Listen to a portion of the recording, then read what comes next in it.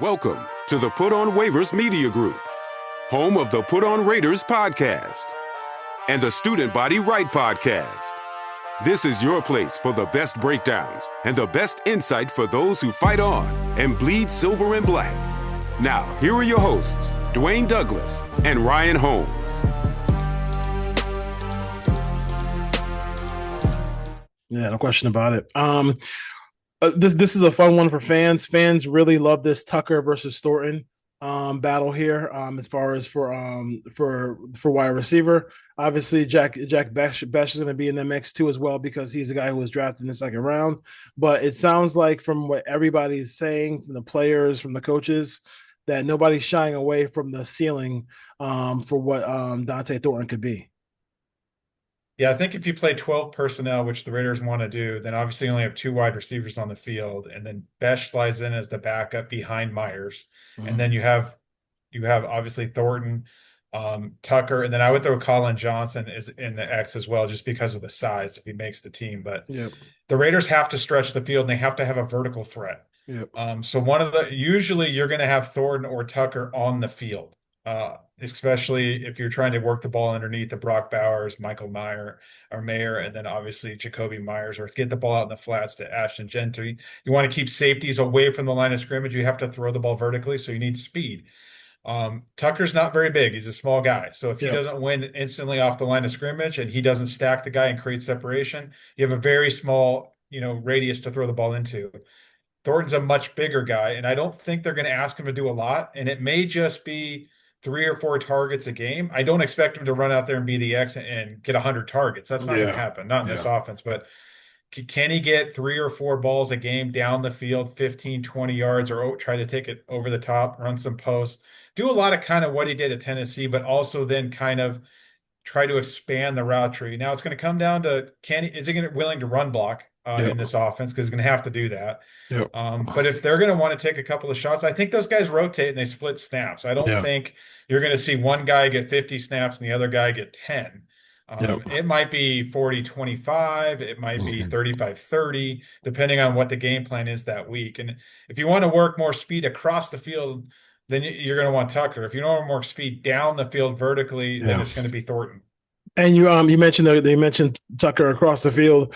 The reports that I've been reading is that on crossers, mesh routes, and deep crossers, he's been the guy who has been doing a good job of getting open, and also his toe drag swag on the sidelines has improved dramatically. We saw that last year. It's hard not to because it was pretty bad. But that's a good sign for him to be able to get that going. And Tucker, I mean, if Tucker, I think he caught a touchdown in the mock game. It's a mock game, whatever. But still, when you have a rookie playing, everything like that builds confidence. Like, every play, like, okay, I did it in practice. I did it in a mock game. Now, once you get to a preseason game, if he's make plays in that, and like you said, like he could have Tucker and Thornton, they could have that James Jett effect. Like he's on the field, he's on the field, and he has to catch. I mean, I remember my first game I went to ever in my life. The Raiders won 13-10 at Dallas. I mean, it was a horrible game, but the one deep pass that James Jett made, he caught it. It was a 60-yarder, and they won the game on it. So if they can get some kind of one of those guys to just make 2 or 3 plays down the field, it'll open up everything else for a guy like Gentry. They have to throw it though. That's going to be the key. If you just run him out there as a decoy, and no cardio, right? The ball for 2 or 3 weeks, no cardio. Then the defense doesn't have to respect it. But if you take a shot. Like I said, 3 or 4 targets down the field a game is all you need to do for the defense to respect them. And teams are not going to want to give the ball up over the top. And then once that happens, then you can't put 8 in the box against Gentry consistently, and then you're in trouble. So this Raiders offense should be explosive as long as the offensive line holds up, and they don't commit a lot of penalties. Again, like I said, this team probably can't get into 3rd and long consistently. But if you run the football, getting 3rd and short. I want to see what the screen game looks like. We've been yelling. We want to see a screen game going back forever. Charlie Gardner days. Hopefully they have it now. If you can get Gentry in space in the screen game, we'll see what happens. No question about it. So one casualty of the mock game was Lonnie Johnson Jr. He was it was just funny because he was just talking about how he had a relationship with Pete Carroll, and he's been trying to get a chance to play for Pete Carroll forever, and then now he gets hurt.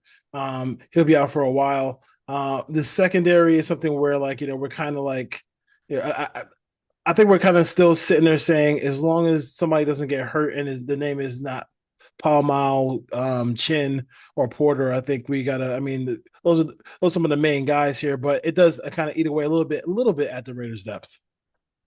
It does. I don't think it's a huge loss. He was going to be a sub personnel guy. I think, I see a lot of fans asking, well, just put Jamal Adams back at strong safety, and No, you can't do that. no, If they're going to play a ton of cover three, then you can still play base personnel yeah, and use, obviously, the three linebackers are going to be the underneath coverage in that. And you can do that. You're not going to play a ton of man. I think just this means you switch the defense more to zone than you mhm, can go man. And then just use those big, long outside corners. It looks like it's going to be Stokes and Porter, so two big, long guys. Play cover three, let them get deep, don't let them get beat over the top, and then you just kind of play the safety. You play Adams on the field at weak side linebacker, play him basically in the flat. yeah, And you don't ask him to do anything. Just go cover the flat or cover the hook, and that's all you got to do. yeah, Or you have to start mixing and matching and interchanging. I think that what this injury does is it hurts Jeremy Chin because you basically have to keep yeah, him back away from the line of yeah, scrimmage. Unless Trey Taylor, unless Chris Smith, or unless they're able to go out and get a safety that they feel comfortable with to play big nickel. I yeah, just don't think you're going to play a ton of big nickel. And when you do, it's going to be Adams. And if Adams has to play in the slot, it's zone. You cannot ask him to play man coverage. And then you just got to trust that Devin White and then Pratt is the other linebacker probably at that point in passing downs. I don't think a Landon Roberts will be on the field a lot in passing downs. But the depth is going to be an issue. The Raiders can't afford an injury now to pull him out or Chin at this point. Talking about let's stay on the defensive side. We haven't talked on the air about Wilkins. Wilkins is gone now. Um, can some of these defensive pieces like Hemingway or Pegasus or Adam Butler or whatever, can they kind of sit in this spot? And obviously they can't do what he can do when he's healthy, but how can they kind of fill the role? Because that is a big hole for the Raiders defensively.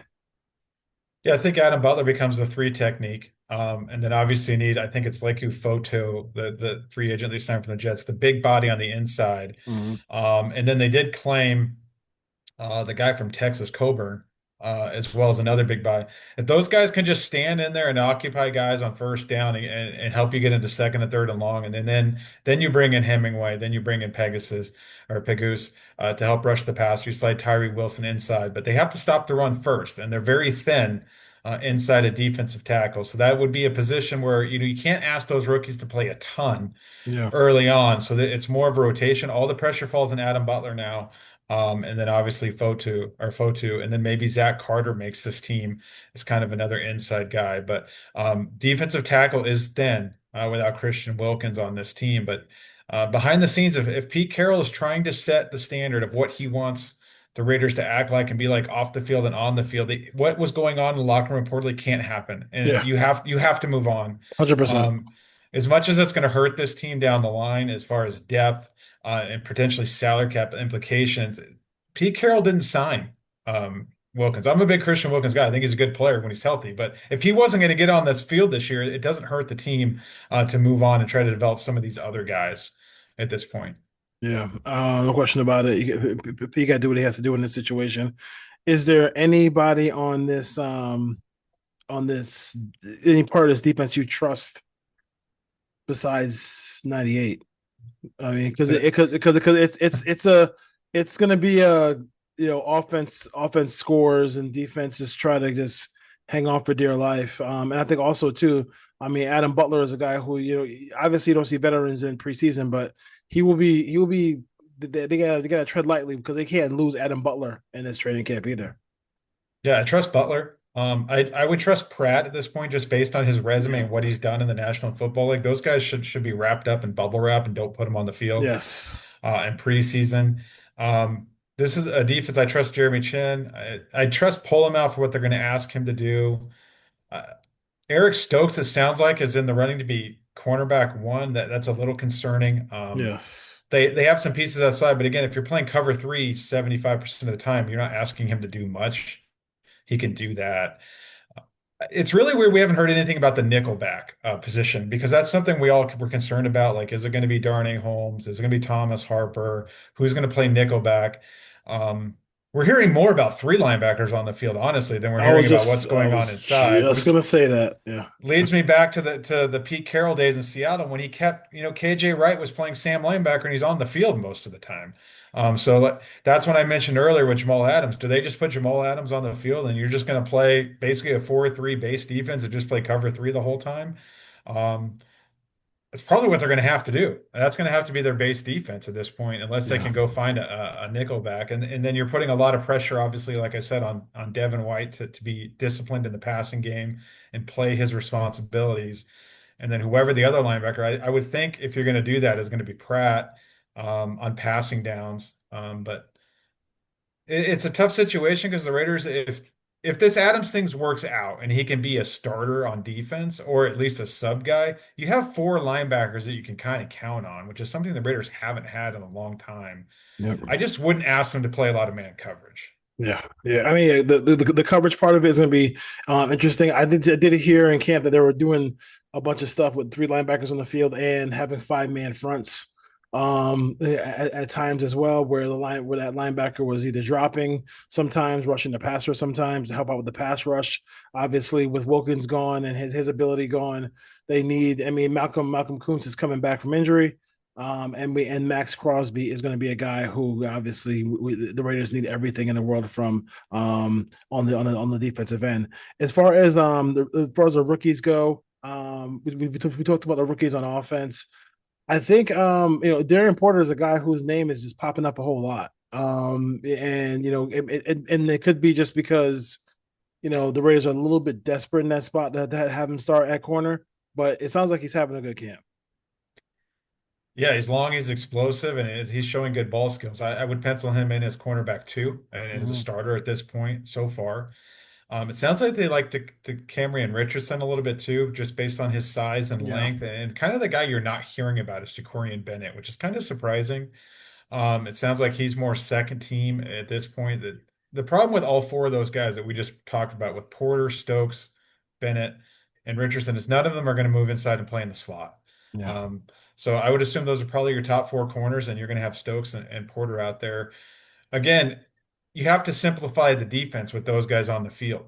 And that just basically leads you to playing, cover three, which is beatable. If the pass rush doesn't get home, yes, you can be in trouble quickly based on good offensive coordinators. And we saw this with Gus Bradley when he was the Raiders defense coordinator. And Patrick Graham, to his credit, plays a ton of cover three, but he does mix it up at times. yeah, Cover three is actually his base defense too. But it sounds like Pete's hands are all over this defense as well, more so than Patrick Graham when you start hearing about some of these different combinations they're running out there because Patrick Graham's not a guy that plays a lot of base 4-3. He's a 4-2-5 guy. He mhm, plays his base defense as a nickel, and you're not hearing about that at all. Like I mentioned earlier, you're hearing yeah, more 4-3, and then when the Raiders need to get into sub packages, they can.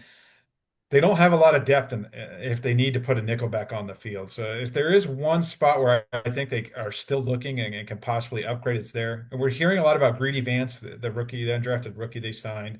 Um, it's going to ask a lot to run if he does get a lot of snaps. If you're going to run Porter and Vance out there for majority of snaps and the pass rush, if teams are able to slide to Max Crosby, this defense is not going to be a very good defense. So yeah, um, that's my one concern right now is with the way the defensive line is built. Max Crosby's looking at double and triple teams unless Malcolm Kuntz can just come out of the chute raring to go and he can get pressure on the quarterback week yeah. one.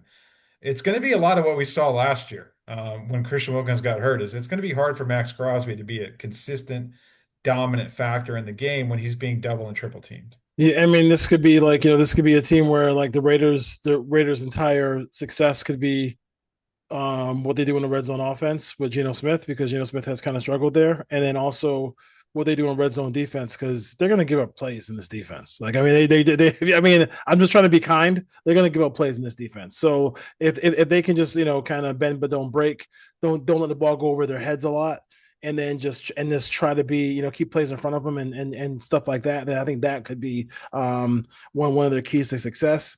Jacorian Bennett, you talked about that size at every position that Pete Carroll likes so much. He just doesn't. I think that's probably one of the things that happens here is he doesn't fit that size. And then I've seen every single play of Rudy Vance at last year. He's a solid he's a solid nickel corner. We'll see if in these preseason games if he can carve out a niche for his team because this is a opportunity to make a roster here for him. No question about it. As far as the secondary goes. There's one way to fix this defense, and Raider fans don't want to hear it, but there's a guy in Dallas. It's on the list. It's on the list. It's on the list. It's on the list. We're gonna get there. We're gonna get there. So as far as on the AFC, as far as the AFC West goes, I think we talked about pretty much everything with the Raiders for right now. The AFC West, anything news or anything like that from the other teams I mean, obviously Seattle. I mean, not Seattle.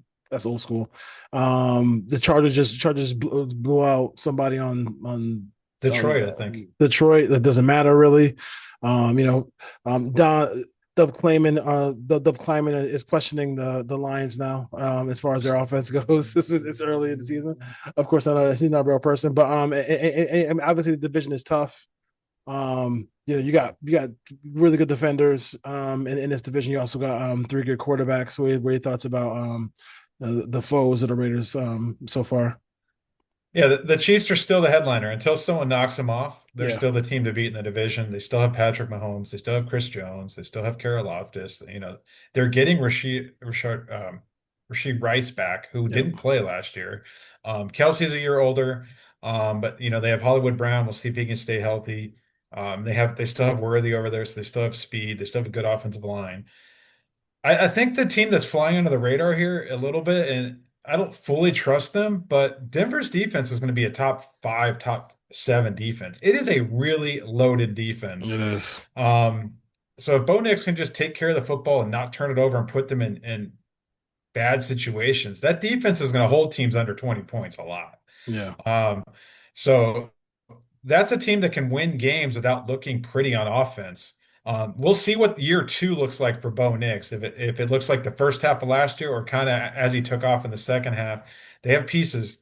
They added RJ Harvey at running back. They still have those weapons outside. They re-signed Sutton. They just paid Zach Allen a boatload of money. They have a rookie quarterback, so they can make a phone call to Dallas too. They have plenty of cap room. They have Walmart money over there. So yes. We'll see what happens. Yeah, that's the team that I would be concerned with. I still think when it's all said and done, Jerry might get it done, even though this is a little bit funkier than the other guys who like the Des Bryants and everybody else he tried to sign. So we'll see if he really, really wants to leave. And plus the NFL players are dying to be like the NBA players. They're dying to be like, I want to trade right now. But in this situation that could happen. I do like Buffalo is another spot too, I think. Well, that'd be a preferable spot if you went to Buffalo. Yeah. That'd be great if you went to Buffalo. But yeah, I mean, I think they also signed Sean Payton always likes to have a pass catching tight end. They got Evan Ingram there as well, so that's another weapon for them as well. So and they just signed Sutton. So like, I mean, I think another year in that system will help. And then you look at the situation too, is like getting Greenlaw and Hufanga is just, and as soon as they drafted John A. Barrett, I was like, damn, like why? Like they to do something else. Surtain over there is the reigning defensive player of the year. That's what I'm saying. That's like it is getting chunky over there on defense for them, and like Bo Nix could be in a situation where like his defense is putting him in a positive situation. Get him short fields, whether it's field goals or touchdowns as well too. So it's going to be a tough situation for I'm used to tough divisions because I'm a Giants fan, and I got the Padres and Dodgers who just do everything to win. The Raiders are in that same situation here where they got everybody there in front of them who are just trying to win. So I think the goal is for me, the goal 2-4 in the division would be great. If they get the 3-3 in this division, that would be they could win 8 to 9 games if they can get the 3-3 in this division. I think they can get to 3-3. 4-2 would be pretty tough at this point. We didn't even That'd be talk about the tough. Chargers, Yeah. who are going to be a tough out as well. But Hmm. um, this reminds me kind of the Raiders in like 2016, 17, 18. We're just trying to outscore everyone. Yes. I don't see this defense finishing as a top 10 or top 12 defense. So the Raiders offense is going to be counted on to put up a lot of points. They're going to need to average 24, 25, 26 points a game to be in a lot of these games. Um, it's going to be a lot of, as Raider fans, we've seen a lot of these games where basically you don't know until the fourth quarter. They're going to be in a lot of games, and who's going to make the plays when it matters? Yeah. Is what this is going to come down to. A lot of heartache this year. Hopefully they can win on some last drives. I don't think we're going to be, a lot of shutout or a lot of blowouts. The days of the Raider fan being able to, basically put their feet up at halftime or halfway through the third quarter probably aren't going to be this year. Yeah. Yeah. I don't think the defense is going to be able to play at that level, but No.